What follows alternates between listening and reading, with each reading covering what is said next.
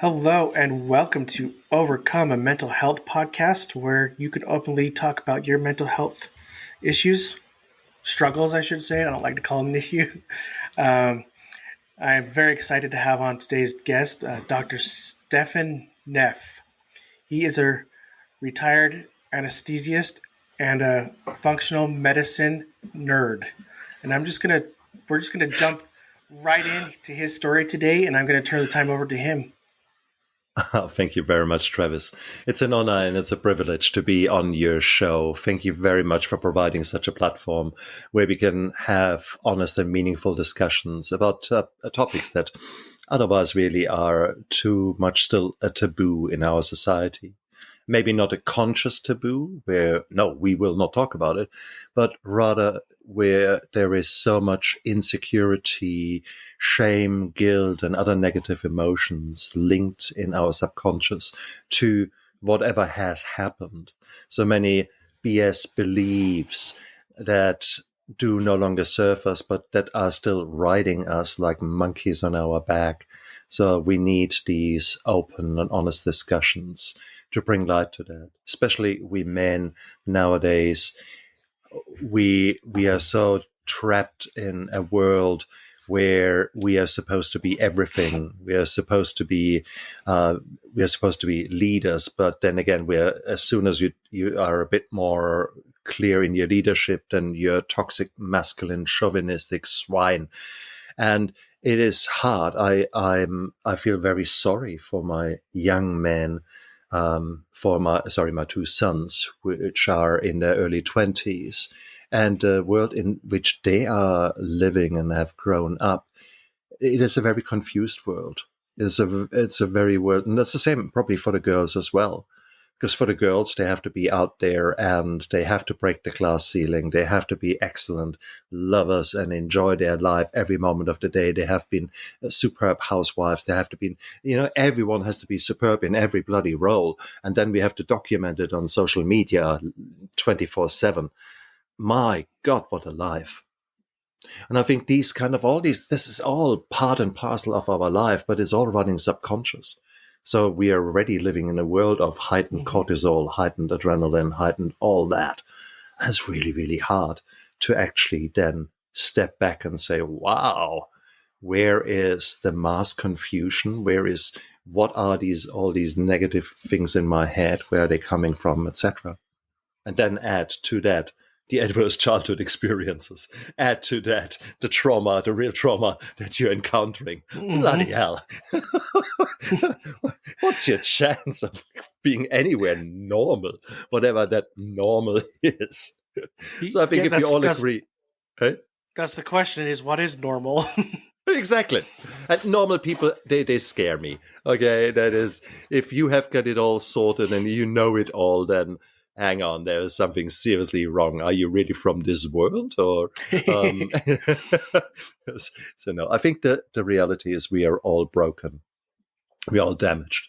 We all have got things to hide. We are all victims. But it's the question, how do we deal with that? And can you create those dark times? Can you take them and make them stepping stones for your future? Can you let those difficult times in your life change you, give them the recognition for what they were, not in the sense of, oh, I'm so ashamed of what has happened? Or could you actually say, wow, that has happened to me, and I've responded in this and this way, rightly or wrongly so, and can I learn from that? And once we adopt this kind of nature, this kind of attitude towards our past and our present, an attitude of radical self-compassion, an attitude of love, then we can learn and we can move on and we can move away from the victim mentality towards a survivor and then later a thriver mentality. And I think that is something that I'm still doing. And I will continue to do so because trauma has got a nasty habit of reoccurring. And maybe in my life, I've had far more than I like to wish on my worst enemy. but it is what it is. It is. I mean, once upon a time, I was 13, and I had a relatively okay childhood prior to that. There was, with hindsight, there was some emotional neglect, and neglect there simply because there was an early divorce. My mum had to work away. I was brought up by my great grandma. Of course, this was not the most stable environment, but not that there was violence or something like that. It was just, I was left to my own devices, a latchkey child, so to speak. But there was certainly a lack of male role models, and I sort of made it up as I went. And then at age 13, I found myself one night in the wrong place, wrong time, and became the victim of a gang assault. And they sort of beat me up, knocked my teeth out, and threw a knife at me. And I still, to this day, don't know how I did not end up more severely injured than I was. And it was very strange. The assault stopped when the train arrived. I was at the train station there, and witnesses arrived. So the gang moved on. But later on, I brought the gang leader behind bars. He got 3 years for assault and for something else. And he threatened me, I will kill you. When I get out, I will kill you. And so in my 13-year-old 1980s or 1970s mind, I was awaiting a lethal weapon showdown. Die hard, those kind of things. I expected it in reality. And so my bruises hadn't even healed when I started training martial arts. And I became very good in that. And I've really focused during the day on my school. And then afterwards, I either went working to get some money in, trained. And I would do 3-4 hours of training a day. And the pudgy teenager turned into Rambo. And I became a very different specimen.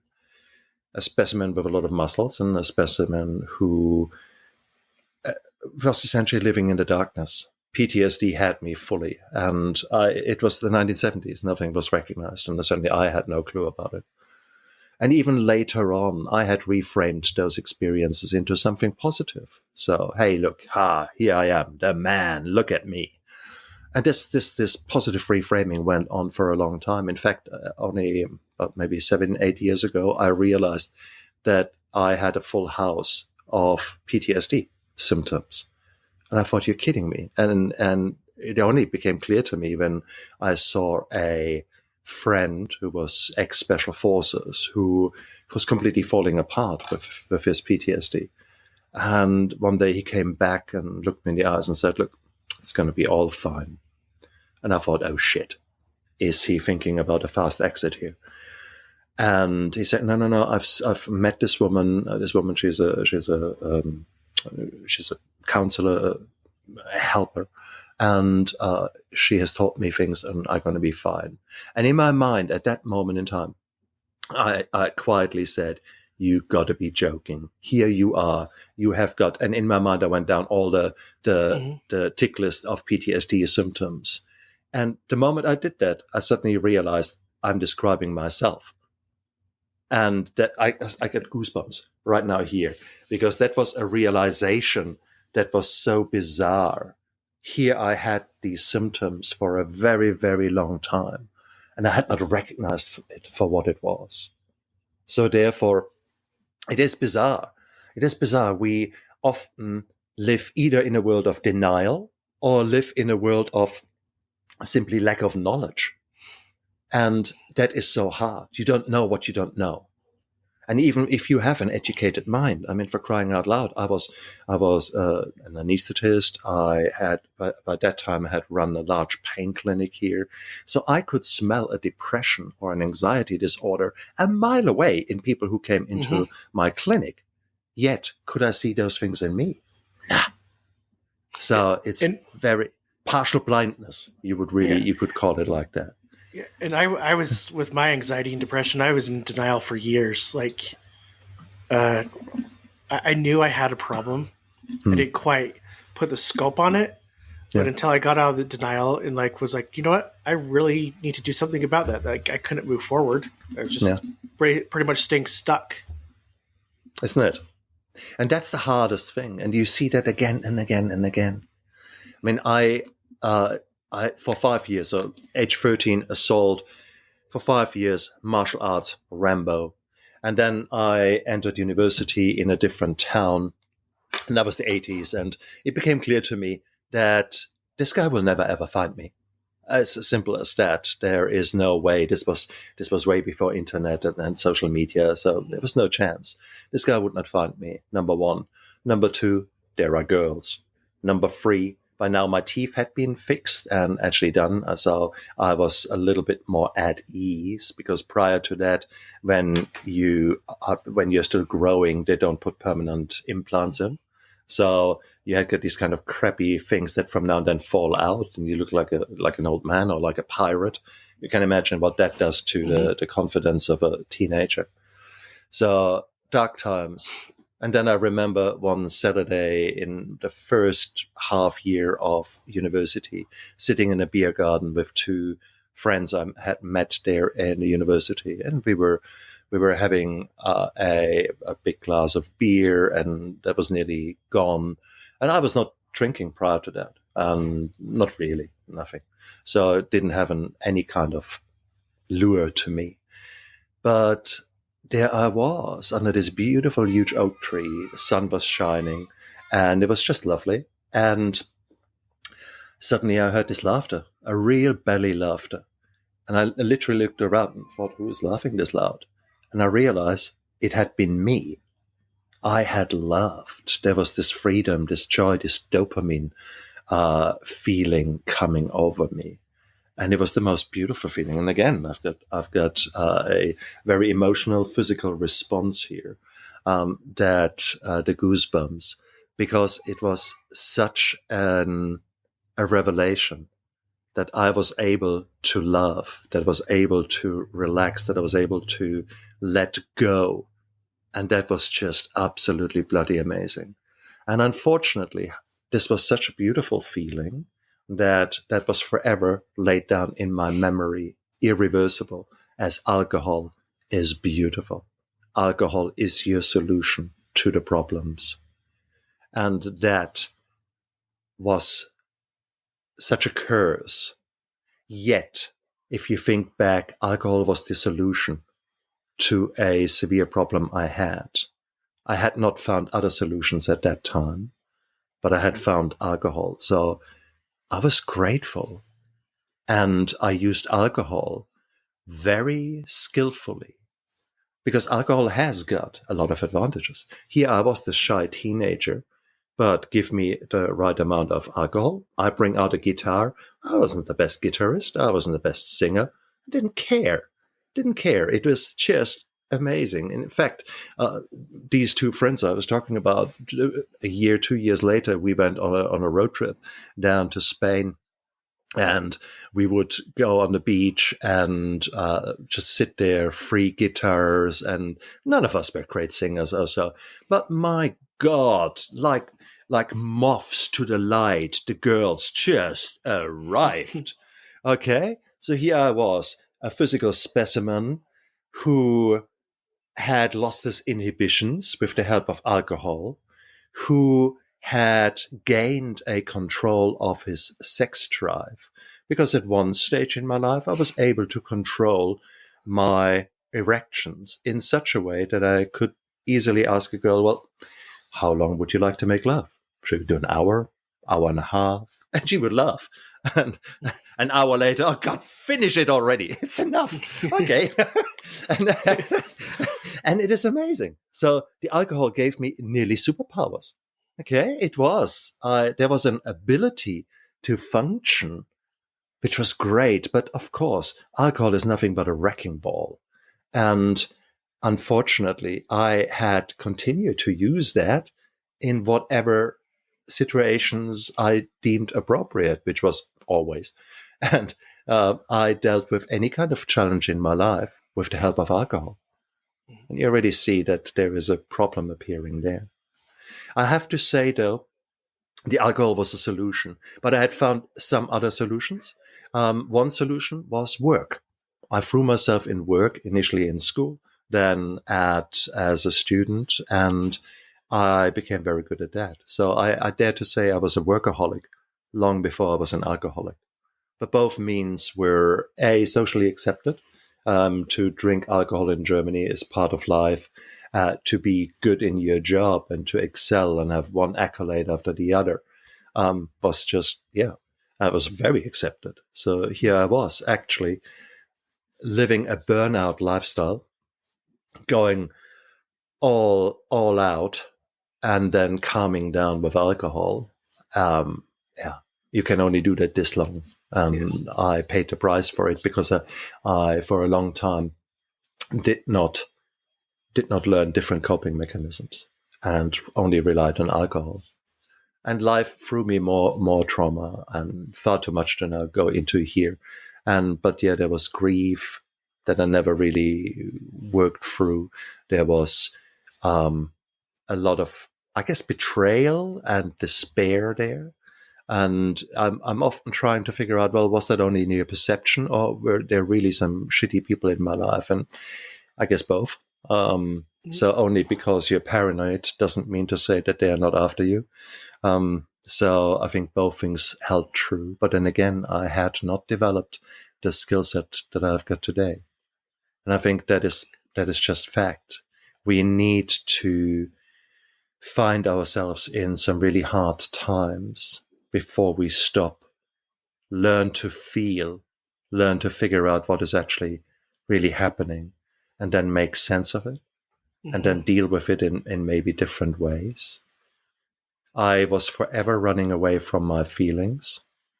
And it's only really, in all fairness, in the last maybe 24 months that I have really excelled in emotional intelligence. Simply spoken, talk about more trauma. My marriage was always volatile and challenging, and we were brought together by sex. But then over time, financial pressures, children, etc., take that part more into the background, and you sort of coexist.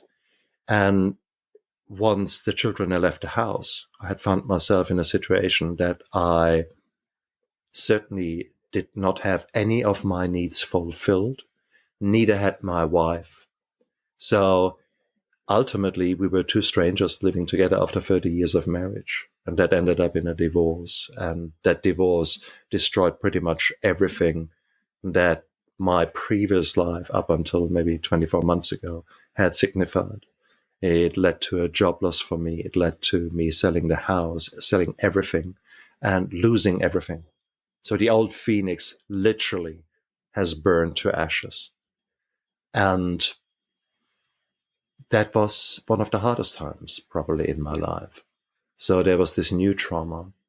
But this time I had begun to learn different skills. And I now went on fast forward as far as learning was concerned. And to anyone out there, that is probably the best place to be. That you are forced to be so far outside of your comfort zone that there is simply no other position, no other possibility than actually to take massive action. And that's hard because my coping mechanism is fear avoidance. So I would love to run away. That is completely deep, dark in my soul imprinted. There's the tiger, run. Or if there's the tiger and you can't run, fight. But that is all blinkers, adrenaline, and those kind of attitudes. And I had to learn more about these emotions. I did a course on radical self-compassion. And that was one of the hardest courses I did because I had to learn to sit with my emotions. And one of the exercises was to conjure up a negative emotion. And immediately fear came to me. So I had immediately this kind of, oh God. And it was very easy. Fear is a very old friend of mine. My goodness, I could go back to age 13 when I was lying on the ground, or at any one time, is including there and then. I did a course a year ago, and my life had just turned completely upside down. So it was not difficult for me to just let that fear wall up, and it came like a bloody tsunami. And then the skill was to sit with that fear for 5 minutes and feel it, taste it, see what it does to your body. And that's the longest 5 minutes in my life, because I would have normally run away, done anything, scroll social media. Oh, I have to write this email. Oh, I need to do whatever. No, you have to sit still. And I did that. And then thereafter, you have to learn to calm that emotion down, be introspective, and then nurture yourself, then actually love yourself and calm it all down. And that was a very, very, very beautiful experience that I was able to do that. This has led to me completely changing in my attitude nowadays. I'm far more compassionate to myself. I'm far more accepting to myself. I'm no longer getting angry with me if my mind is a bit befuddled. When I say, I want to write this talk now, this course now, I want to be productive. And my mind said, yeah, about that. And I can't even string two words together. And that's okay. I now accept that as what it is, that I can't be 100%, that I can't be that perfectionist that I want to be. And this is beautiful. So here we are in a journey of far too much trauma, of far too many coping mechanisms that in the long run did certainly not suit me, and that probably brought me my own hell to live in. Yet here I am at age 58, finally coming to a point where, despite even more trauma, despite even more destruction in my life, there is also a level of creativity, because the opposite to trauma and destruction is creation. So creativity is a beautiful thing. So here I am reinventing myself. I am taking time out to feel. I'm taking time out to think, well, what is important in my life? And I look at Maslow's pyramid of needs and think, okay, you need to feel secure. You need to have food, water, shelter, fire, those kind of things. And then from there on, we can build up on that pyramid. I make sure that this foundation is as solid as I possibly can get it. So with functional medicine, I know how to incorporate the right nutrients. I am eating G-bombs left, right, and center. I am using the right nutraceuticals. I'm making sure my hydration is good. I'm making sure that there is exercise included in every day. I'm fiercely defensive of my sleep. So I make sure the baseline nowadays is really, really good. And then I take it from there. But my aim is to at least every day put 15 minutes into becoming a better man, in addition to to maintaining the baseline. So the baseline doesn't count. So you can't say, okay, I've done 15 minutes of a workout or went for a walk. That's it now for today. No. Guys, live your life to the fullest. That means get the foundation right. That's a given. And now, how can you become a better human? How can you become a better man? Yeah, functional medicine. That pretty much saved me. And so I suffer from anxiety and depression. All of my stuff, like, I started recognizing when I was going through a spout of seizures. Shit. It took me years to realize that I had a problem. And so my seizures started back in 2009. But, I was just doing the normal, like, neurologist type stuff and medicine. Good. And then they kind of died down. But jumping fast forward to, like, last year, my seizures came back full-fledged. And I decided to go the functional medicine route. and it was a life changer. It was the best decision I ever made, because they're like, no, like, we're not going to put you on any meds. We're going to actually do your blood work and figure out what nutrients you're lacking, get you some supplements. Yeah. And with those supplements, I've lost weight. My body doesn't feel bloated. I've changed my eating habits. So like Absolutely. like this really resonates with me. Like Yeah. it's really cool to see the difference in my life that like going to a functional medicine doctor has done. I'm so pleased to hear that, because our world is changing, and unfortunately it's changing for the worst.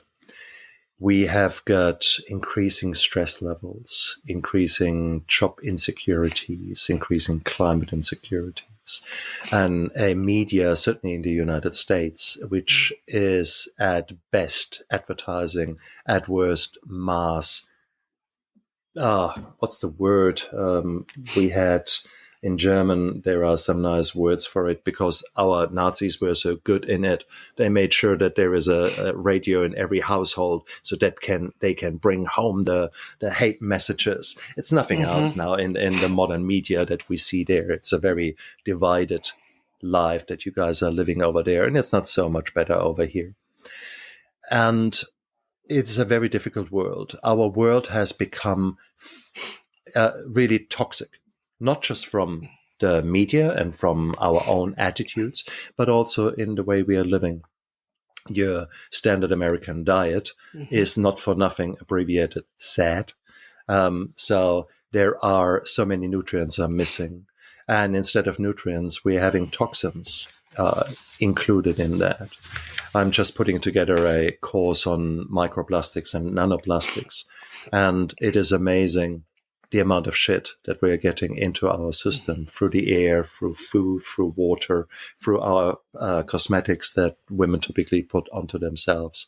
The amount of rubbish that we're getting. I mean, it's estimated that you're about having a credit card worth of plastic that you consume that every week. There are about 160,000 chemicals out there, and the number's growing, and for God, that we are exposed to. For example, in about 16,000 chemicals that are used to create the various plastics that we have got, of which 4,600 chemicals we know are toxic. Now, they are all there in small amounts, but there is what we call the cocktail effect. Cocktail effect means that when you have a few cocktails, you probably feel the worse for wear the next day. But you can't say, oh, it was the gin in that cocktail, or it was the vodka in that cocktail. No, but it was all of them working together in a synergistic fashion. And here we've got the same thing with the toxins that we are having, often a degree of mold toxicity, depending on in which humid environment you're living. You've got heavy metals, you've got all kinds of things. And that's just the toxicology side of things. Yeah. Then we've got the gut health side of things, where probably a huge proportion of your listeners are suffering from a great disbalance of the many beautiful trillions of bacteria that are living within your gut. And they're skew with. And there's some goodies and there's some baddies, and chances are your baddies are having a great time. And that then affects the gut lining in its own right. So now a very fine lining that is there that's supposed to protect you from whatever's inside the gut and only let the good stuff through. Well, that's leaky now. You've got all kind of trash coming in. No surprise that suddenly autoimmune disorders are on the rise. No surprise that we have got metabolic syndromes going through the roof, that you have got diabetes worsening, obesity worsening, that you have got type 3 diabetes, which is the neurodegenerative diseases such as Alzheimer's, going through the roof. So you have got essentially a population that is getting worse and worse, that is getting sicker and sicker. And despite the fact that we from now and then have a little bit of a snippet of a breakthrough, for example, the GLP-1 agonists, the Wegovy, the Ozempic, those kind of things, everyone jumps onto them as if a very expensive injection a week would somehow undo the fact that you're under an incredibly stressful life, that you are that your nutrients are all over the show, and typically the key nutrients such as the zinc, the magnesium, all those kind of things are absolutely low. Vitamin D is barely existing in your life. All those kind of things. If you look at that and you think suddenly that wonder pill or that wonder injection or that wonder diet is suddenly changing absolutely everything, what a BS. And BS stands for bad science. No, there is so much more, and that's where functional medicine comes in. That's where we actually look at your gut, where we look at your sleep, where we look at your exercise. And there's so many beautiful studies. It's not brain surgery. It's not rocket science.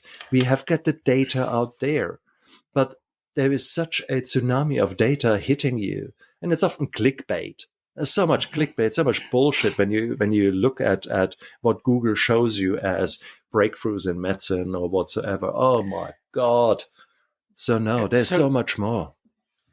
So in regards to functional medicine, so I hear about, all these products, whether it be food or like toothpaste. I mean, for example, they say, well, you know what? This has traces of lead in it. And then I hear people say, okay, well, it's only traces of lead. So that's okay for me to take it. Well, that's a problem. That's the cocktail effect. Yeah. That's a cocktail effect. You've got a bit of lead here, a bit of arsenic here, a bit of whatever, Take any of these probably 10,000 things that are really negative to you. And now you add them up. You have no clue which one interacts with the other one and causes significant toxicity. That little bit of lead, the impact of that might be dramatically increased by the effect of another toxin that maybe blocks a enzyme or blocks something that normally helps you to get rid of the lead. I'm making it up as I go, but bottom line is there are enough examples out there where 1 + 1 doesn't give you 2. 1 + 1 gives you 5. Okay. So it's really, really important to recognize that. You could, of course, say, oh my God, there's so many chemicals. What do you want to do, Stephan? There's nothing you can do. Come on. And look at me. I'm anyhow healthy. Yeah. First assumption, I'm anyhow healthy. That's bullshit. Maybe you're just lucky that you're scraping through without showing major signs and symptoms. But if we do some careful blood work on you, I can measure how bad your autoimmunity is, how bad your systemic inflammation is, how much you are leaky within your gut. And people accept their state as normal. And then when we actually add in the right nutrients and change the nutrition, suddenly the lights go on. Literally, someone switches the lights on. They think, why am I so clear? What have I been in so much mental fog all the time before? And it's so amazing when you see that transformation. It's beautiful. It's absolutely beautiful. Things that people take for granted, maybe waking up at night 3 or 4 times, suddenly their sleep improves when you change their nutrition, when you change the way that they're eating, the amount that they're eating at which part of the day. When you add in magnesium, which so many of us are deficient in, suddenly your restless legs are gone, or your cramping is gone at night, or you just sleep better. You don't even know why and think, what's going on?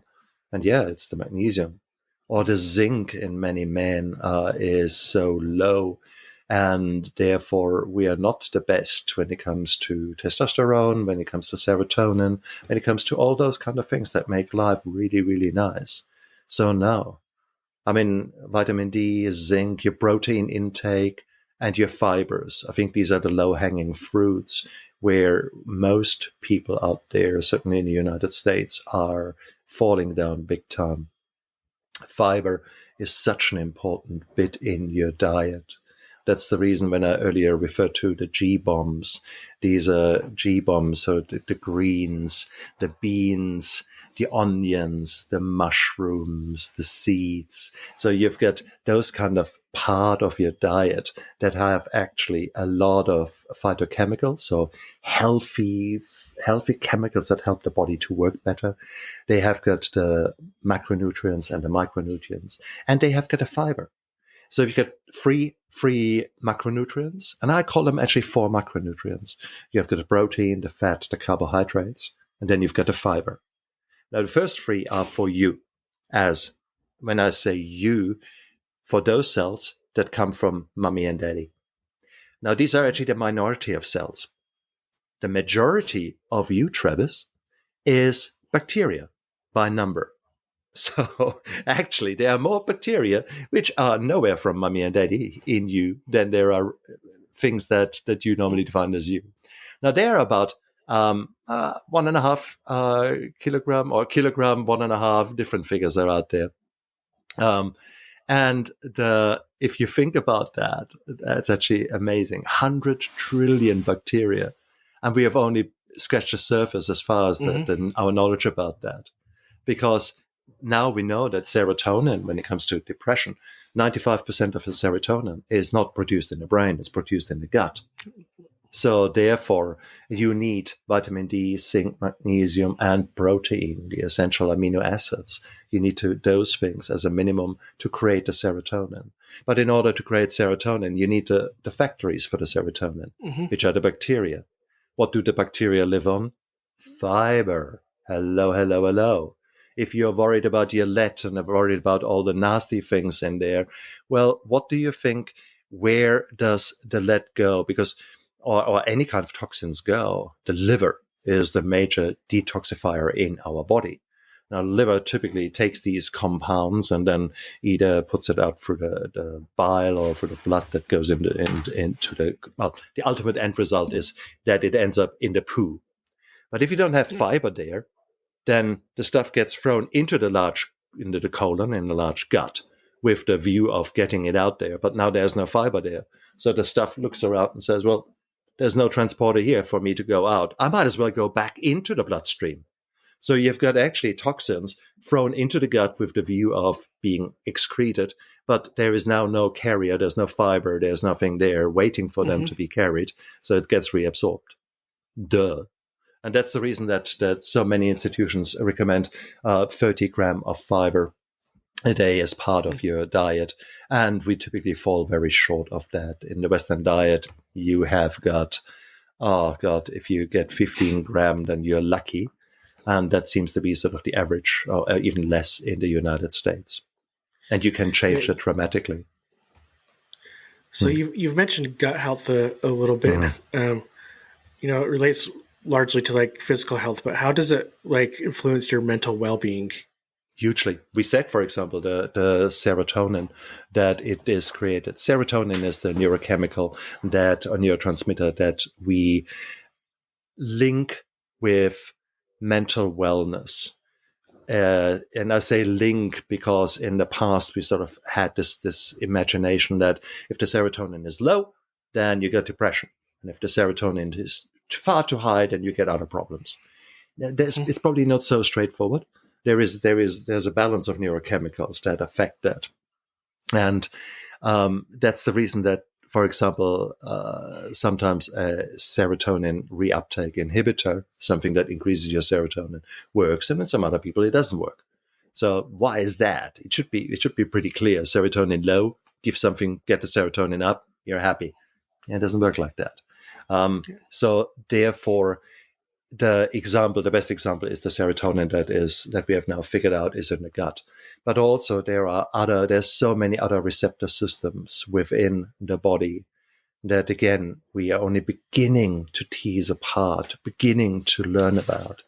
But I think, if you just look, for example, at blood sugar regulation, if you look at the gut and mental health, I can create you a diet that within a week, I can create panic attacks. I can create a very nasty life for you that is very ratty.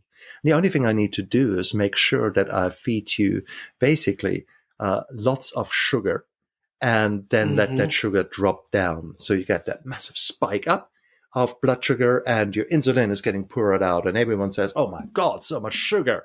And then quickly work with it, get it into the liver. The liver says, what shall I do with all that? Okay, let's create some fat. Let's push it somewhere. Who knows? Can we push it into the muscles? No, he has not even done anything. Has been sat on his ass the whole day. Well, okay, the muscles are closed. Then, okay, what can we do? Well, let's create some fat or let's create some other products. That's probably not so great. Okay, half an hour later, you're crashing down because now all the insulin is out there, and you have got actually low sugars, which give you the kind of jitters, give you the kind of anxiety. Yeah. Add to that now the lack of vitamins, or the B complex. B complex is so important with regards to us calming down and providing so many of the enzymes. So those kind of magic little proteins that create miracles within our body. They need certain cofactors. They need certain support, and the vitamin B complex, as an example, is so important there. Well, if I strip you from that, you gonna feel shit because you simply there is the wrong mechanisms are switched on, and the right mechanisms are not working so well. So you've got toxins building up, you've got all kind of things building up, and you feel like crap.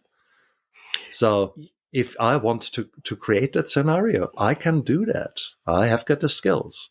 Now, if I can be a very nasty piece of work and create that, could I not also create a bliss for you? And yes, we can very much do so. Now, everyone will sit on the edge of a seat and say, yeah, tell me the magic. What do I need to do? The magic. I want to know it right now. And immediately within your audience, there will be the vegans who say, no, it's vegan. We can only use, no, meat is awful. Nothing that has two eyes should ever be eaten. Okay. And then there are the meat eaters, the keto guys who said, bullshit, look at me here. I haven't seen a lettuce leaf in the last 10 years. And I've dropped all that weight. My autoimmune disease is gone. My everything is gone. Both of them are right. When we look at certain diets, there are people who say, caveman diet, that's what we need to do. Well, if you go back to cavemen and look at the different cavemans, there were cavemen living in the rainforest, there were cavemen living in the Arctic tundra, there were cavemen living everywhere. So if you tell me that their diet was the same, bullshit. If you look at the Eskimos or indigenous people of the north and the very south, well, they were basically, their main nutrients was fat. And their genetic makeup was there to have a very, very fat-rich diet. I mean, the seals, the whales, whatever. And then you have got other, let's say, in the steppe, you've got from now and then a few grasshoppers and some seeds, and that's it. And that was the caveman diet. So you see, you can't actually generalize that so easy. And there are certain genetic makeups who clearly thrive and do well on complex carbohydrates, on complex sugars, whilst others, they don't do so well. So for me, for example, the complex sugars are nice. I certainly have them because I want the fiber. And often enough, let's say beans have got complex sugars and have also a lot of fiber in them, chickpeas, those kind of things. I like them and I accept them as part of my diet, but I'm actually doing really well on a protein-rich diet with a bit of fat in it. That my body feels really great with that. And so each and every one of us will have certain preferences, how their body ticks. And it's partly genetic and partly just trying to work out how you really are built. What combinations of factors play a role within you. And sometimes that can change over time. It is, for example, if you've got a very leaky gut right now, you need a certain amount of, or a certain diet to help you exclude those things that are hurting you more. This might be a diet that maybe gets rid of the gluten, that gets rid of dairy, that has a lot of bone broth in, and a lot of things that are probably more likely to help the gut lining to heal. So we want to, in such cases, we want to take out the offending things, work on the things that have contributed to the damaged gut, and you having quite a strict diet and a diet that is probably not so sustainable, but maybe for a month or two, that's what you need to heal, whilst we're taking away the offending things and let the gut heal. And then we can reintroduce things and can figure out, okay, how do you work best? By now we have not just heal the gut, but we have also added some of the nutrients that you need to maintain a healthy metabolic system within yourself. So that is the key. So we want to take away the things that harm you. We want to heal what is there and then reintroduce a diet that is balanced, that is holistic. Yeah. And I mean, the typical diet would be the DASH diet or the Mediterranean diet, when you look at those things, where you have complex carbohydrates together with lots and lots of leafy greens and vegetables, and then have smaller amounts of protein, some healthy fats in there, the avocado, the olive oils, those kind of things that we know are probably more omega-3 laden. So there are certain essential fatty acids. The omega-3s are more for healing and are good for you. Omega-6 is really the stuff that is not so great for you. Many of the seed oils, for example, have got huge disbalances, very little omega-3, lots of omega-6. So some people say that that you should therefore not eat seed oils. Now, there are other experts are saying bullshit. There's no evidence for that. Yes and no. Those people who say there's no evidence for that, these are the people who are taking just the seed oil, nothing else, and try to do studies on that seed oil and say, okay, if you have that seed oil or not that seed oil, what's the outcome? And I think that is so difficult in nowadays lives, because this is only one tiny factor of many, many other toxic factors that are impacting you. So therefore, to now look for studies that show you that distinct difference makes it very hard. Also, where are our cutoff lines? Do you actually run, if you've got a very expensive car, let's say a Lamborghini, and do you run the oil just enough that the oil light doesn't come on? Do you just have enough water so that the car just doesn't overheat? It's a bit hotter, but it doesn't overheat. No alarm is coming on. That is the kind of sick versus healthy model. And that's so often what in typical medicine and in allopathic Western medicine, what we do. Your gamma GT is normal because your blood test for the liver, for example, is normal. When in reality, it might be just below the cutoff, which means that your liver is dealing with shitloads of toxins. The gamma GT shouldn't be this high. It should be much, much lower. Yeah. So when we look at wellness versus sickness, we in functional medicine, we use different parameters. We might use the same blood tests, but we look at different reference ranges. We are not saying a CRP of 11, that's okay. That means that you're not having somewhere a pus in your elbow. Okay, I give you that. Or that you don't have some major rheumatic flare. I give you that. But that doesn't mean to say that this is normal. You shouldn't have this much systemic inflammation. Your CRP should be 1 or 2, thereabouts. That would be ideal. So let's look at getting you optimal rather than getting you away from the brink or even in early disease. Try to bring that down and optimize things. And suddenly your life changes in ways that you didn't even know. So it becomes, it's difficult to measure well-being. But once you experience well-being, it's like coming from out of the darkness into the light. That's where the functional medicine is. That is, it gives you a new lease of life. It might not change your longevity as much as we would love it to. We all are striving to live until 130, 150. Well, some people might be able to achieve that with some very expensive interventions, and maybe we learn more and can do more. But my longevity is not really my main issue. What I'm striving for is not prolonging my lifespan, but prolonging my health span. Yeah. I want to be healthy as long as humanly possible. I don't want to be an old man at the age of 60. I want to be an old man when I'm an old man, when I'm 102. Okay, then I might say, okay, now enough is enough. But until then, I've got 40 years to go where I want to live in the healthiest way possible.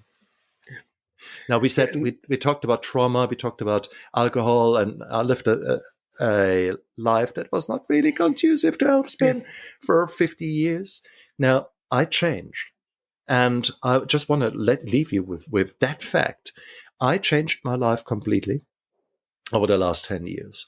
So about 3-4 years ago, I actually went to the doctor and said, I want a calcium score CT scan of my heart. That's a scan that measures how much calcium plaque is turning up in the coronaries, in the blood vessels that supply your heart muscle.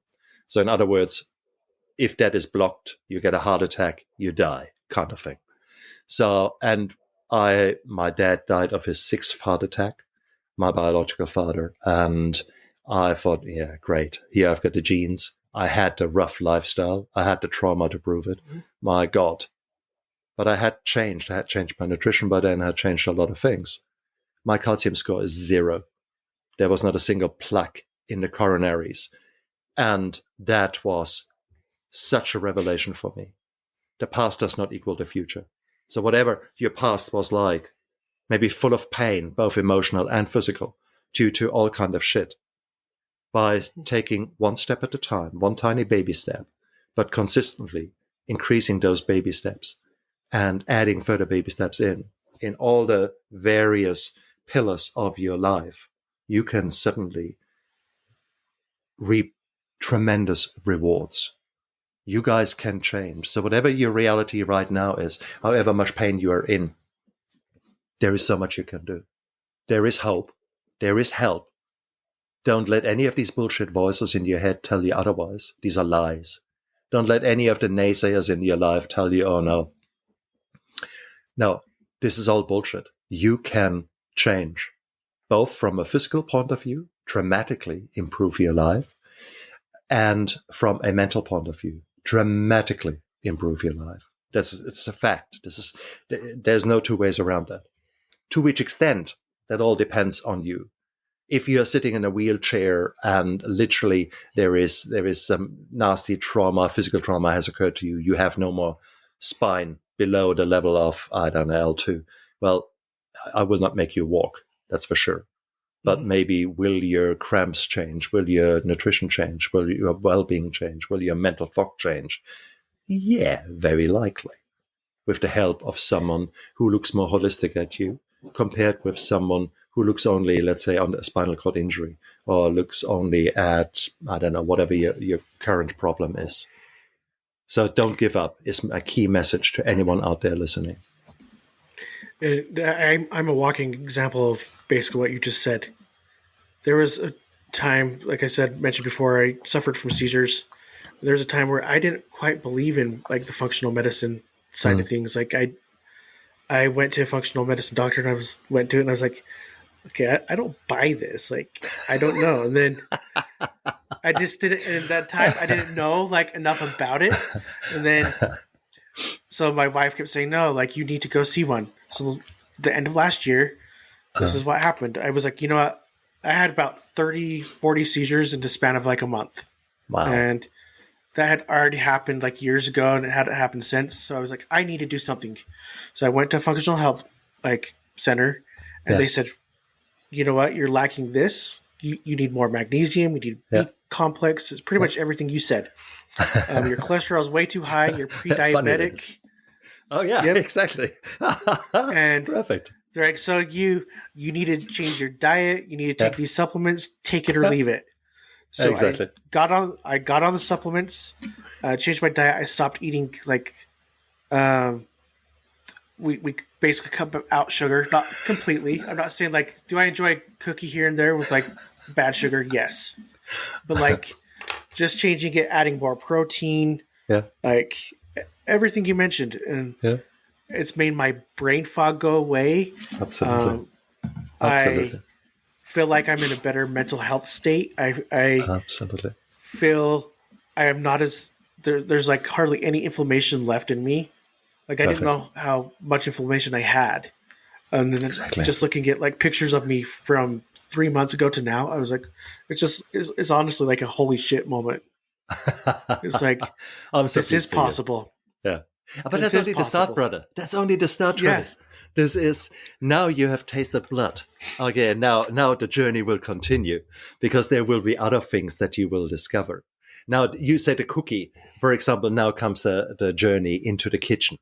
Because I love a sweet cookie as much as Yep. the next guy did. For crying out loud, in my previous life, after I went into rehab for alcohol, I thought, okay, who am I? Who do I want to be?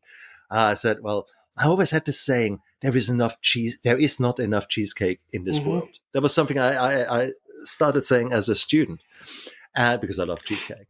So after rehab, I thought I might as well learn how to bake a German cheesecake because they are very, very good. And being a doctor and being who I am, I thought, well, let's not just learn it. Let's write a book. Let's write a cookbook about German Mm-hmm. cheesecakes. And I did. And so that's me. That's me throwing myself into creativity, but also, of course, enjoying every single morsel of Mm-hmm. these many cheesecakes I baked. Now,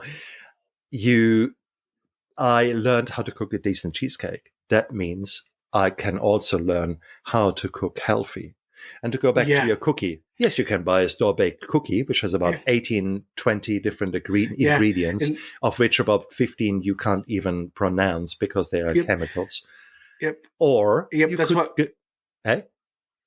That's where we're at. Is we like there's a certain cookie place here in Utah that I really like that I'll indulge myself in once in a while. But we like my wife's like, you know what? We're cutting out gluten. Yep. We're and not saying that I don't Mm, have like a hamburger on a bun mm, sometimes. Like yep. I do, but uh, we've cut out most of the sugars. Mm, We eat more greens. Like just perfect. overall, like Perfect. just a more balanced diet. And I Perfect. yes, Mm, at first I'm like, this sucks mm. because I am a self-proclaimed junk food junkie. Ha, ha, I could ha, go ha, ha. to a Okay. convenience store and load up on $40 worth of junk, and I Yeah. used to be able to eat it all, but now it's like I Uh, can't do that. I don't. I stopped drinking Travis, soda. Like brother, it's I it's like challenge you. I'm a No. walking testimony to Yes, what you've just yes. said. But Travis, I challenge you because obviously there is a need there.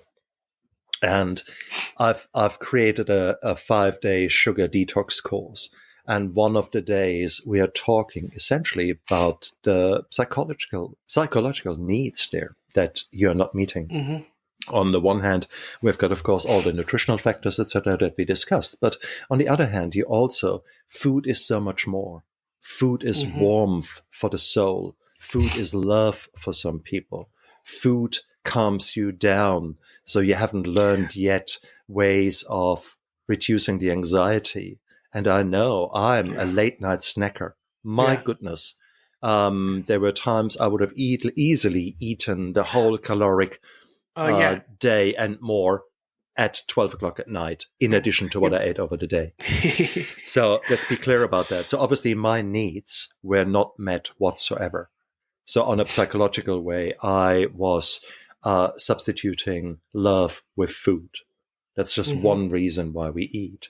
Now, if you don't address that, you will always, always, always remain obese, morbidly obese, super morbidly obese. Mm-hmm. This will not change because you're not addressing the underlying Oh yeah. problems.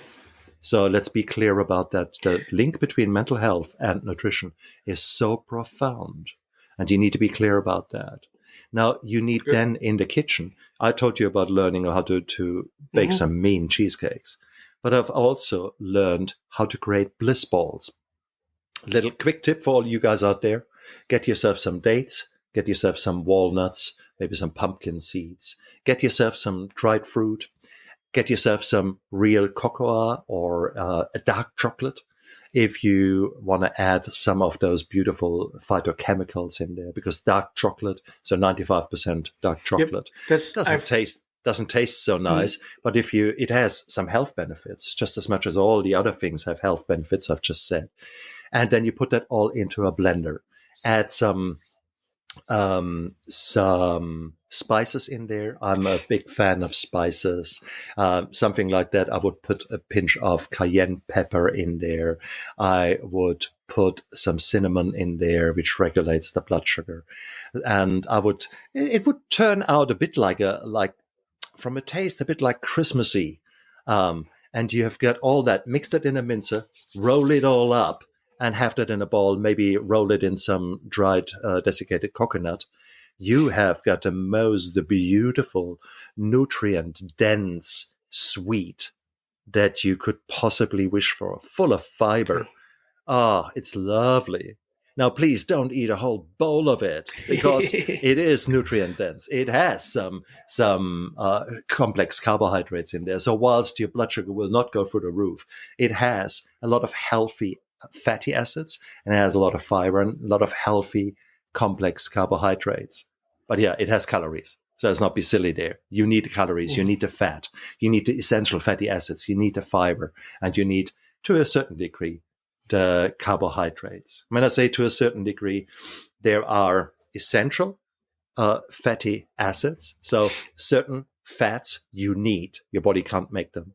There are essential amino acids. So certain types of the protein you need from the outside.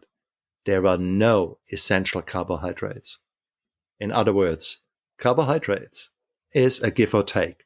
Some of us do really well on complex carbohydrates, some of us not so well.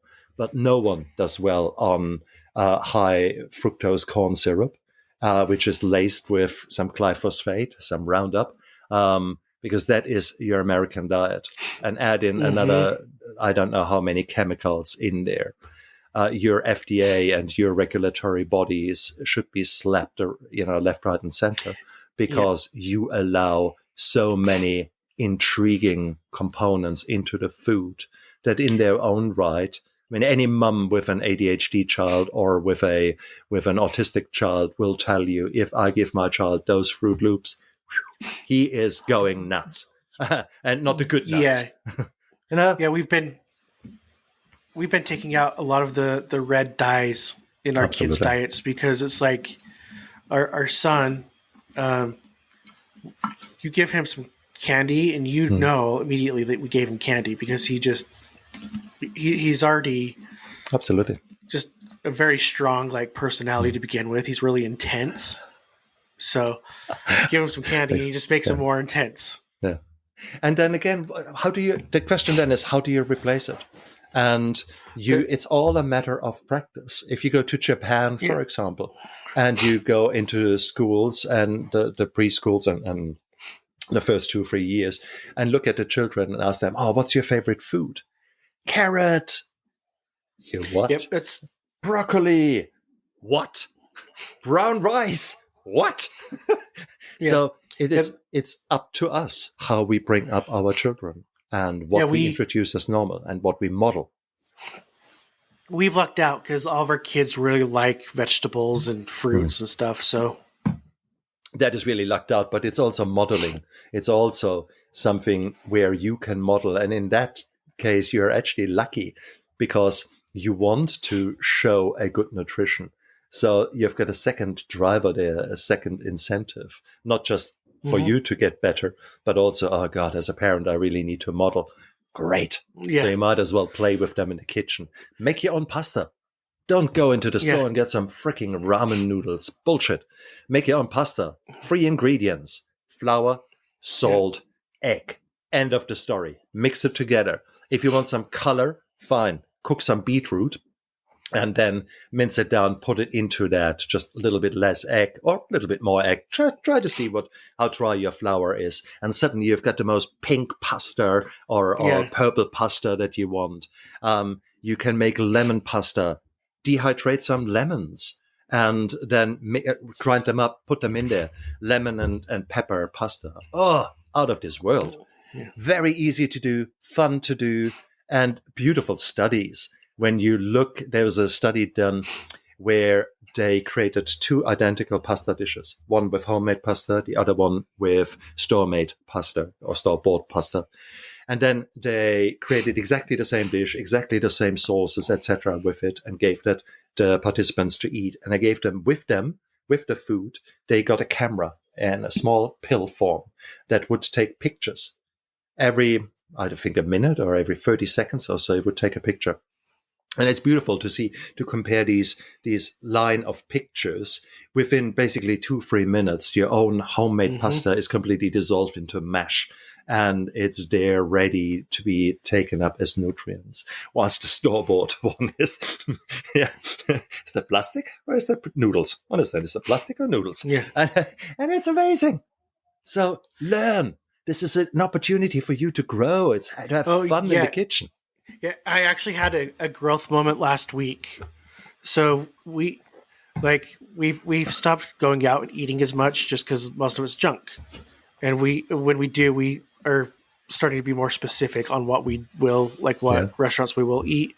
But we went to one. I'm not going to name any names, but we went to one, and um, I just had some fries and like a chicken burger, and that night my stomach hurt to no end, like for hours, and Excellent. and I was like, I can't do this again. Like, because I actually feel, and I told my wife, I said, I feel like I'm to the point where we've been eating. I'm not going to always say like it's the best, but it's more rounded, and Yeah. we don't eat a lot of sugar in our house. We Yeah. don't even have regular sugar. It's allulose Beautiful. and stuff like Beautiful. that, Yeah. and we've started cooking with that. Um, so my body's actually now to the point where it's telling me like, no, you don't need this garbage. I'm so pleased for you, brother. This is the start of your journey, and your taste buds will change. If I nowadays, They've started to. They've started to. isn't it? If I nowadays was to go to a cheesecake factory or any kind of the commercially bought cheesecakes, and in the past I would have wolfed a whole freaking cheesecake within 24 hours, no questions asked. If I now Yeah. even would have tried a slice, I would find it incredibly sweet and incredibly chemical. Okay, so Mm-hmm. it's amazing how you will change, how your taste buds will Yeah. change, and it is not an immediate wow, I've stopped that cheesecake and now I feel 10 times better, but it's an accumulative effect. It's really compound interest. You take tiny steps, but over a period of time, massive improvement. I hear you Oh yeah. sniffling a bit, and now in all fairness, it's winter with Yeah. you. I, for a very long time in my life, suffered from severe hay fever. Now I've changed my diet, I've Yeah. changed my nutrients, I have zero symptoms, despite the fact that I live now in an area where previously, 20 years ago, I would have been triggered to hell. I would have been crying now, and I live here now without any problems. Yeah. My inflammation has changed. My whole body has changed. In the past, I mean, those things that you never admit, I had stinky feet. Okay, I had bad Yeah. stinky feet. Gone, no longer existing. Crazy. Okay. Crazy. So everything changes when you put little steps in there and your body changes completely. And it's beautiful. Yeah. So look forward to the journey is all I can say. Yeah. And before like we end, do you care if I just go back to some PTSD things? I just have Shit, like yeah. one or two questions. Shit, yeah. Um, so I'm just curious, like with all that you've been through and like your changes to your health, do you still like suffer from PTSD like symptoms? Or No, are they no. that is awesome. When I told you about my special forces friend, he had gone to a coach, and this coach was using hypnotherapy. And prior to that, I would have been a little bit dubious about that. I'm a skeptic. I'm a sarcastic man. Part of me is a sarcastic Western medicine dude who wants to see evidence, who has got his strong opinions about what is right and what is wrong. This dude is slowly being put in his place by experiences I've made over the last 10 years where my horizon has significantly widened as far as natural healing methods are concerned, as far as those things are concerned between heaven and earth that we can't really explain. And energy flows and weird stuff is included in that. And I would have included the hypnotherapy as weird, because hypnotherapy up until then was for me the kind of stage bullshit that you see. Okay, turn people into a chicken. And that's not hypnotherapy. And I learned that. So in short, I had the full house of symptoms there, including hyperarousal, flashbacks, frequent weird things where I would drive and suddenly, as if someone punches me in the gut, and I would go like that. A physical response to a memory.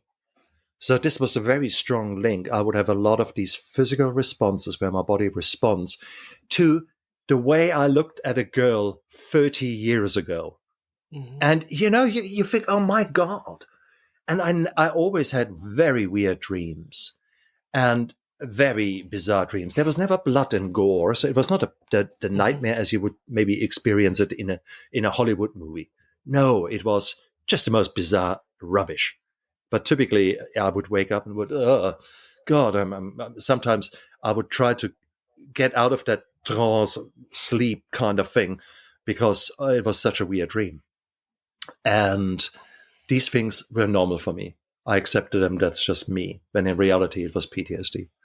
So this woman asked some very intriguing questions, and then I put hypnosis scripts together for me, and I had 3 sessions. And those 3 sessions of hypnotherapy dramatically reduced my symptoms by probably 70%. So much of that emotional response, or should I say, that physical response to my emotions was uncoupled. The amount of flashbacks, the amount of physical responses would drop down to a minimum, from maybe 10, 20 a day to maybe 1 a day. Then thereafter, I started writing my book, My Steps to Sobriety. And with that was essentially a very powerful way of journaling.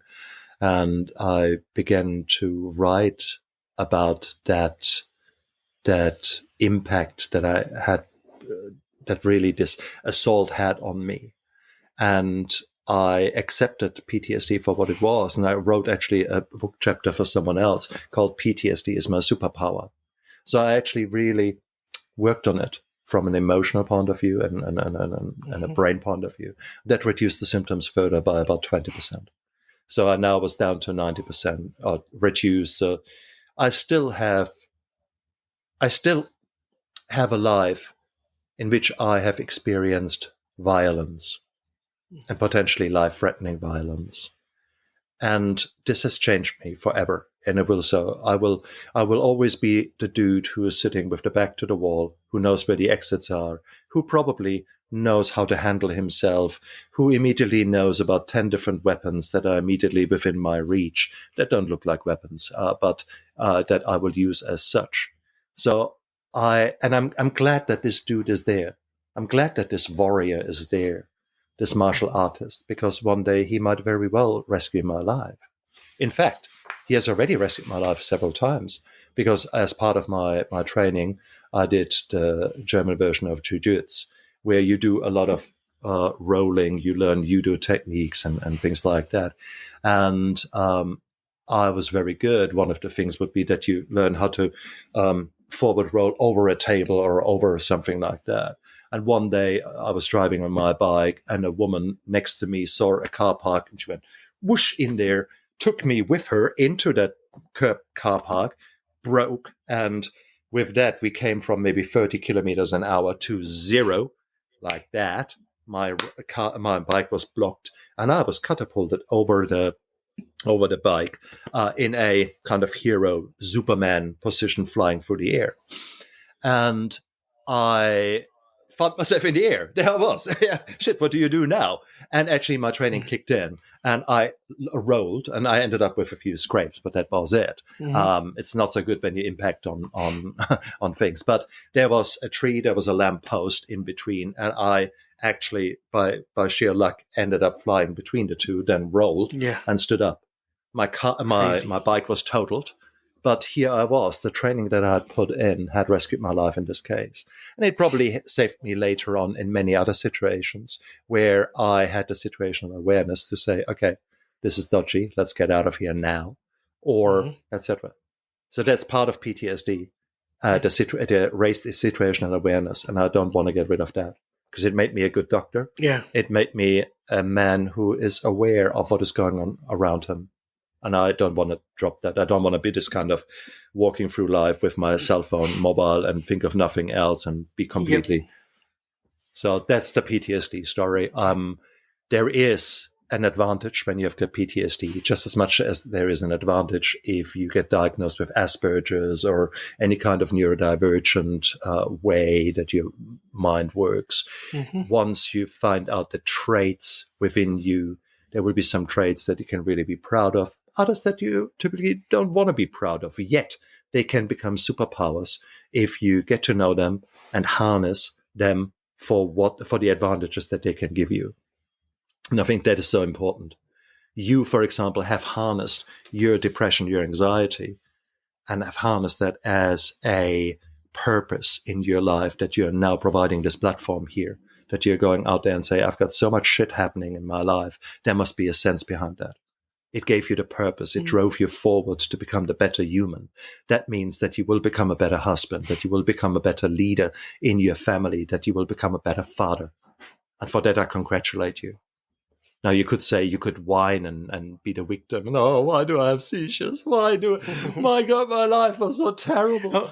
Or you could say, yeah, I spent way too long doing that, and I can't do that. Like I have young kids now. Like I need to be able to be the best father like that I can be, and I need to be able to be the best husband. And I want to be here. Exactly. I know that now, and I regret that because I didn't know it when I was in your position. I was probably a shit father because I defined myself as the breadwinner. I defined myself as the doctor going out there. Look at me. I'm making all this money. I'm working about 16 hours a day. Mm-hmm. What a man am I? Was I there for my children? No. Was I there for my wife? No. I did not fulfill her needs. Neither did she fulfill my needs, simply because we both had no clue what our needs were. Mm-hmm. So we were emotionally, I don't want to call it retarded. We were, although that is probably the right word. I'm still lacking a better word, even if this word is no longer accepted in nowadays language. But I had no emotional intelligence. Now I've got it, but now it's too late for my children. The damage is done. You are ahead of me on that curve. You're ahead of me on that path. And for that, I congratulate you. And hopefully those people out there who are listening can draw a line in the sand and say, okay, maybe I was not my best in the past due to the many, many reasons that there are. But what can I change now to become the best version of myself and show up for myself? And I can tell you that there's still plenty of things that I can change that I'm working through and working on and to become a better me. I love it. And I congratulate you on that fact, because you have taken an inventory, which means you actually stopped. And you could be grateful to your life because the seizures made you stop for a moment, made you feel, made you think, put you into a place way outside of your comfort zone where you had to make changes. And now you reap the rewards. The saddest thing is for me to see those people who have been lying or have been sitting inside their comfort zone, but just on the outside. They just sort of lived. And then they come to a point late in their life where they say, well, what was this all about? And you are forced, and I have been forced to be outside. We have been forced to make decisions and choices, and many of these choices, in my case, the alcohol or other addictive behaviors, that I'm not proud of. But then again, they created the experiences that forced me into learning about emotional intelligence, learning about my feelings, learning how to name them so that I can tame them, making me realize that I have got so much more power and so much more choice every second of the day. Now, I can't change climate, although I can do my best to reduce plastics or, do recycling or whatever it is. I can't change the amount of microplastics that are in the world, but I can maybe reduce them in my immediate environment and raise awareness for others. I can't change that the United States is using far too much GMO food and therefore is able to use glyphosate, but I can choose how I prepare my vegetables, that I wash them, that I choose to know about the dirty dozen and maybe be very careful about them. I know how to reduce toxic input into my body. I know that exercise is of paramount importance, that maybe there's a little bit of benefit in sweating in the sense of either doing very vigorous exercise or indeed actually sauna. There's a bit of evidence that helps in detoxification. Even if it doesn't literally get rid of many toxins, just a little bit, it still changes my physical state, brings in the parasympathetic nervous system, and therefore the rest and heal and restore kind of state within the body. All those things are my choices. And when I add them up in the day, then I have to say that I do a hell of a lot. And that makes me smile, because sometimes there's little that you find great or gratitude for. There's little that you think you can celebrate. And then we actually see, wow, okay, you had some really healthy food, you hydrated. Last night you made sure you sleep, etc. Suddenly, if you focus on those things, you suddenly say, wow, okay, I did all that. I can be proud. So guys, do that out there. Guys and girls and whatever label you have got, go out there and make those choices. Don't be the victim. Yes, shit has happened to you. Shit continues to be happening to you. And you might be in a really, really, really dark spot. And I congratulate you for being in that, because that makes you listen to Travis's show here. That makes you curious. You seek information. You begin to discern bullshit in your life and messages that are clearly there for you to make money for someone else. That you eat things that are just where probably the packaging is more nutrient rich, the cardboard, compared with what you actually have inside the package. That you learn about all those things and that you start to change. And that's where the magic happens. Perfect. And I have one last it's a two-part question for you. Go for it. So number one, anybody struggling with a mental health issue, whether it be PTSD, anxiety, depression, whatever, like, what would you say to them? What advice would you give to them? There is hope. In the first instance, don't give up. Don't live in denial. You know that there is something wrong. 95% of people who drink too much try to convince themselves and others that there's nothing wrong with them.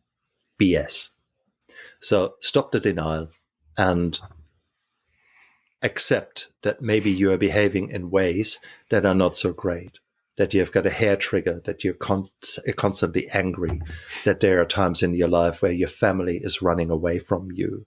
That could be a young woman with PMS. That could be a man under the influence with alcohol. And I'm talking maybe cliches here, but I'm trying to give you examples so that it hits home. Take action. And the first action should be talk to your GP, talk to your family physician. Because often enough, there are other reasons that you want to rule out. For example, if you're completely depressed, or low in mood, shall I say, then maybe let's have a look at your hormones. Let's run a blood panel to look at what is your thyroid doing. What are other hormones doing in your life? Because there might actually be medical reasons that are causing that.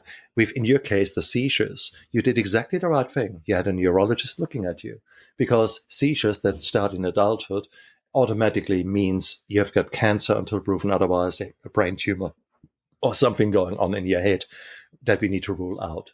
So a CT scan or an MRI or whatever is the appropriate examination needs to be done to rule that out.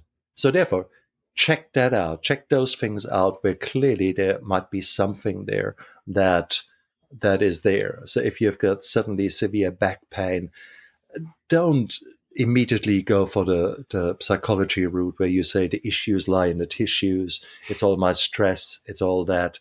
Yes, it might very well contribute to a huge part to your pain and to your inability to function. But it might also be that you actually have got a tumor in your back, or that you actually had fallen or slipped and actually have got a slipped disc there. Okay, so let's be clear. Rule out the nasty stuff and then work on the basics: nutrition, sleep, hydration, physical exercise. And when I say nutrition, I really want to break that up. Add those things that are really important, that are good for you to heal your gut and replenish your system. But prior to that, remove those things that are further holding you back. That includes the alcohol, the smoking, the recreational drugs. That includes the high sugar content, high fructose content. That includes the toxic heavy metals, that other toxins. And it basically takes a little bit of Sherlock Holmes work to look at what is really going on. But remove those things that are harming you or holding you back. Introduce those things that are likely to help you. And with that already, you will find that there are amazing things happening within your mental health. And I say mental health because it's not necessarily disease. We always like to put things or people into a nice pigeonhole. You have got depression, boom, there you go. Or you've got a personality or a disorder, boom, there you go. Or you've got both. Oh God, you're fucked. So it's not like that. There's often a big spectrum of the disease, ranging from sort of normal to absolutely in a mess and homicidal, suicidal, a threat to the world. But there's so much in between, the gray zones. And sometimes because we're in the gray zone is normal for us and we don't know how bad we are. So that's then where actually some people come in who can talk to you. Like, for example, my PTSD was certainly affecting me, but I didn't need medication for my PTSD. I needed someone to listen and then ask the right questions. Allow me to put things together. And in this case, this woman, I'm forever obliged to her because she made me realize, wow, okay, this is how it all works together. And then with the hypnotherapy, she uncoupled some of the physical responses from the emotions. And it was beautiful. So a psychologist, a counselor, a life coach, someone who is trained in trauma, who is trained in mental health, to help you to unpack some of the garbage that you've been carrying around. And as a rule of thumb, if you're still upset about something that happened more than 18 months ago, it's probably time that you need to talk to someone. Okay. So if, as a rule of thumb, and so you've got the basics of functional medicine or of living, the basics of living, you should really call it. Then you have got the knowledgeable input. So when I say you need to speak to someone, I don't mean your auntie Jenny from down the road or your best friend. Now, your best friend, if she is a psychologist and a counselor, okay, you could say that's good. Although I dare to say that as a good friend, she might not ask the right questions. No, you need someone who knows what they are talking about. And then there are the roles of specific interventions of the nutraceuticals that there are some nutraceuticals, some healthy materials that can work as antidepressants or can work to reduce anxiety. There are medications that can be incredibly powerful and can help you. For some women, an SSRI, Prozac or something like that can be the world of good and can make a huge difference. It can be a lifesaver. So many of the drugs, the psychiatric drugs, have saved so many lives. When it comes to the extremes of diseases such as depression, or of states such as depression, sometimes people are suicidal or homicidal. In such cases, more aggressive interventions such as electroconvulsive therapy might be appropriate to get you through that absolute extreme state of your pain, of your problems. We've nowadays got newer insights, more accepted insights from alternative medicine. More recently, ketamine as a nasal spray was introduced in the management of depression in the United States. And we need to see it's a new, that the insights that it could be helpful in depression has been there for probably at least 20 years, but it's now more recognized and it's being used. In the management of PTSD and other mental health problems, ibuprofen and other psilocybin and basically a psychostimulants or a psycho, what's the word? I've got a mental block now. Certain substances that were traditionally used more in the recreational field have now been recognized that as part of a holistic approach, they can dramatically speed up the healing from PTSD. Many of them are not recognized. Recently, the FDA has chosen not yet to endorse MDMA for the management of some of these psychological extreme states. And it's a shame. But then again, it's hard. It's hard for a regulatory body to make these decisions. But you see already the holistic kind of approach I took there from getting the basics right, the basics of exercise and food and hydration, etc., and minimizing the toxins, to then addressing the problems. I mean, you can live the healthiest lifestyle if you don't address the fact that you have been for 6 years raped in the worst way and trafficked as a sexual victim as a child. I have my serious doubts that you suddenly grow to the best version of yourself without addressing such extreme things. And this is me just giving you one example, and it might sound extreme. Come on. Well, the reality is that at least 1 in 3 women will have been sexually abused in their lifetime. 1 in 7 men will have received sexual abuse. So let's be quite clear about it. There's some very nasty pieces of shit out there living among us, and they are not great. There are often enough we live in lives where we have not been modeled healthy ways of coping. And so we are compounding that with the alcohol use, with our escape mechanisms, with the solutions that we have chosen right now for our pain, the drugs, the alcohol, etc. Well, if we don't work on the pain and removing the new, not so great coping mechanisms there, you can eat healthy until the cows come home. You will still end up in trouble. So it's a multifactorial approach. Once you use all these tools, and it will change over time, let's be clear. You might have to start somewhere. And if you're every day getting pissed with 2 bottles of vodka, that's probably a good place to start. So seek help with abstinence, with sobriety, at least learn how to reduce and modify that whilst you're working on the reasons that you are trying to escape so much. So this would probably be the first place. And as part of that, as part of a good rehab, you will get better nutrition. You get the nutraceuticals, the vitamin B complex that we spoke about. They will make sure that you're going to bed at a reasonable time, that you hydrate, etc. So they teach you how to live. They help you to reduce the toxins and increase your grasp on what is really going on, and then take it from there. But once you've started the journey, wherever you start, you will be amazed because you will explore so much more. And new trauma will come, like it or lump it. And you will, however, get better and better to deal with it. Your fear will be forever there, but you get better and better in recognizing what it is and recognizing it for the lies that it tells you. Or you might say, okay, thank you, fear. There is actually something really, really good that you have just told me. Maybe that is something that I immediately need to address. So maybe me running away from that fear is not the right thing. Maybe we should embrace it as a messenger. So changing your attitudes towards your emotions and beginning to love yourself, being compassionate and being grateful for your emotions, the good ones and the bad ones. That is a path that is waiting for many of us, and that's called emotional intelligence. And that then leads to things like integrity, which is defined as doing the right things when no one is watching. And it's those kind of things. You've got growth waiting, and some of us are just so much further down the road on that.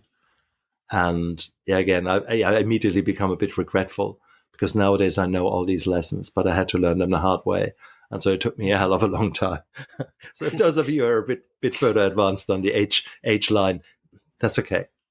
Doesn't matter. It's important that you draw the line in the sand and now change. And don't go for the pinnacle. Don't seek out the Buddha sitting in a lotus position on the top of the mountain. Nah, start with right now. You have already started. you've listened to this talk, and I congratulate you on that. Next thing is, once that is finished, I want you to press the like and subscribe button, because obviously there is something to do with community and us supporting each other. How better to do than like and subscribe? And in a moment, you might see where you can get further information, but you might then choose to actually have a glass of water. You've been listening here for half an hour. So have a glass of water, big glass of water, down in one, and then think, okay, later on I need to eat. Oh, okay. How can I add something green or something yellow or something purple? Okay. And with that, I don't mean Fruit Loops. I mean that you're, okay, no, Skittles. Skittles are not allowed. Okay. So, eat the rainbow. And if you don't know what eat the rainbow means, learn about it. Now you've done already 3 things there. You took a deep breath, you listened to a podcast, you drank something, and you're now getting curious about life. That's 4 things. Congratulations, you're taking action. Not difficult. Awesome. Perfect. And the last question for you. So I mentioned before that I personally didn't believe in functional medicine for a while. So, and I'm sure there's some people that are listening that are fence sitters on this. What do you say to those people that are still like, I don't know if that's the right course for me? Like, absolutely. If you're happy in your life, then this is really more an academic question, isn't it? Do I believe in God? Yes or no? Do I believe in aliens? Yes or no? Do I believe in functional medicine? Yes or no? Who cares?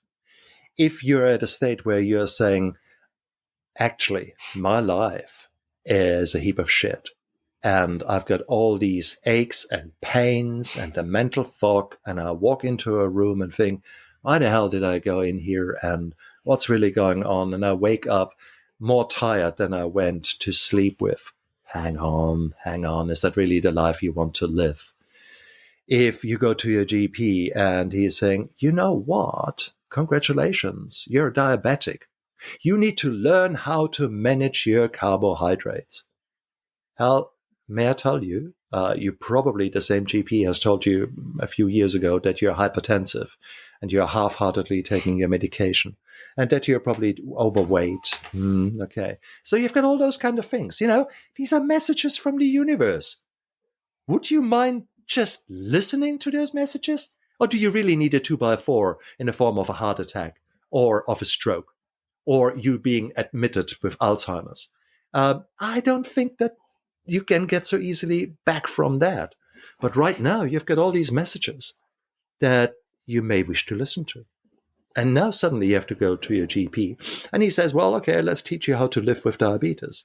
A functional medicine doctor says, well, where's your diabetes coming from? What is really going on? And what can we do what is the root cause or the root causes for your metabolic chaos? And let's work on that, shall we? And suddenly you drop 10 kilos or 20 kilograms. You feel much better. Your diabetes is gone. Your HbA1c, the marker for diabetes, is normal. Your abnormal liver function has completely sorted itself out. Your gamma GT is lower than that of your children. And you think, yeah, look at me. And you feel a million miles better. That is really where the proof lies in the pudding. Or you could put the head in the sand and then die 10 years or 15 years or 20 years too young. And more importantly, live a really wretched life till the end, full of pain, suffering, and a quality of life that's barely worthwhile mentioning. These are all the lives that many people live. And I think you being here on this show and listening to that, I hopefully have planted that seed that you should be inquisitive and curious and figure out, okay, right now I'm in this and this place. Maybe I tell you what, I want you guys out there to spend half an hour or maybe even an hour on yourself. I want you to sit down with a piece of paper and a pen and write down your perfect day. I want you to write down in detail how your perfect day would look like, what you would do, what you would feel, with whom you are, etc. Be very, very clear, very specific. Don't just say, I'm rich. Tell me exactly how rich. What's your definition? I want to be healthy. Tell me exactly what amount of weight you want to lose or gain. What about your musculature? As a man, do you want to be more buff, or what do you want to do? Tell me exactly. And with that, suddenly your brain manifests exactly what the things are wrong. You might say, oh God, I don't want to wake up completely knackered. Well, okay, so obviously sleep might be something that you need to address. You might not be aware of it until you do an exercise like that, where you actually write down your symptoms, write down, and in this case, we put it positive. We say, wow, okay, I want to be out there, play with my children. Well, why are you not doing that now? Okay, because you've got pain. Why have you got pain? So you can then drill down into those kind of things. And you can then say, well, okay, so I've got the issues clearly of nutrition. I've got the issues of bad sleep. I've got the issues of my finances, which stress the hell out of me, and so on. And then you use Ikigai or any kind of other system where you look at those pillars of your existence and you work on them. And it's very, very, very likely that functional medicine will allow you to speed up your improvements in certain, if not all, aspects of your life. Awesome. Great. Fantastic. I love it. Stephan, where can people find you? Like on social media and any websites that can you direct them to find your books? Guys, if you want to go out to Neff Inspiration, choose that handle, look for that handle on all the social media. I'm on Instagram, on Facebook, and my website is neffinspiration.com. I have got free courses there. One is live, which is the 5-day sugar detox course, which then may lead you into a more in-depth course on health and well-being, should you wish to do so. I have got a 7-day sleep reset where we specifically look at how to improve your sleep in a very holistic way. And I'm working on a 7-day microplastics and nanoplastics a reset or detox. Detox is hard because once they are in your system, it's very hard to get them out again. So it's more a preventative kind of thing, but it's an awareness course. So the sugar detox course is live as we speak. The sleep course will be live by the end of this week, coming week. And then a week later, I anticipate that the microplastics course is live. It is, I have retired as an anesthetist, laying down the ecology, so to speak, for my future functional medicine practice, which will probably be live in March, where I can start seeing patients myself and treating patients. But I want to plant the seed now. There is hope there when it comes to the functional medicine side.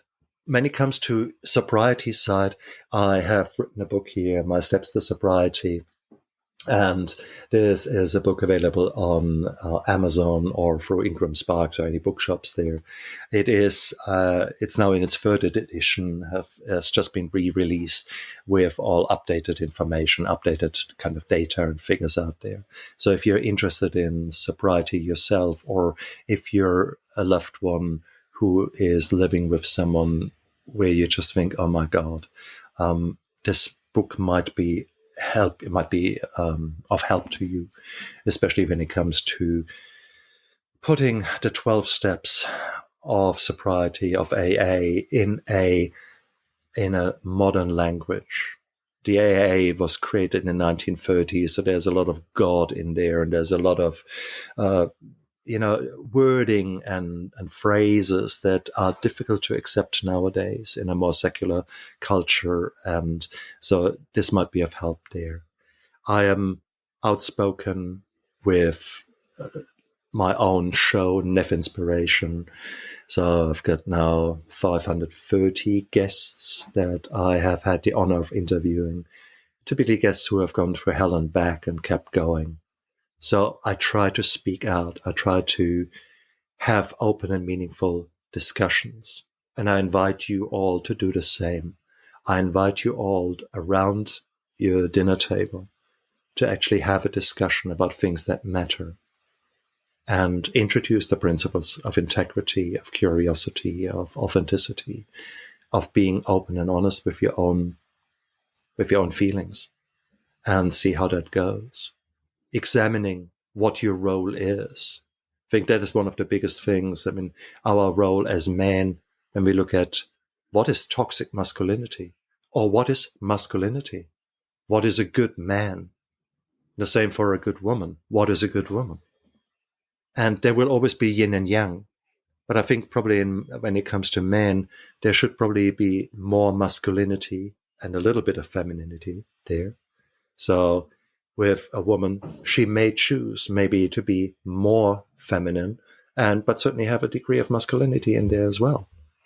I think if you've got a partnership where there are two very masculine people, regardless of their X and Y chromosomes, and trying to compete with each other, probably not working so well. And I lived in that kind of marriage for a long time.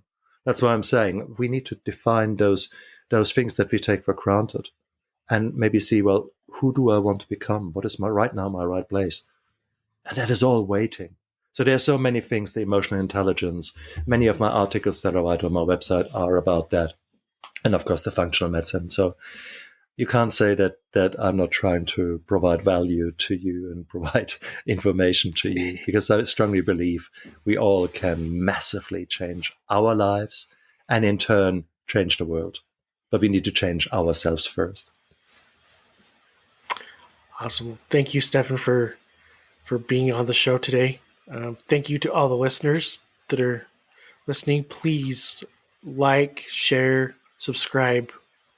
You can follow me on Instagram and YouTube. I'm in the process of setting up Facebook as well. My handle is @OvercomePod. Until next time.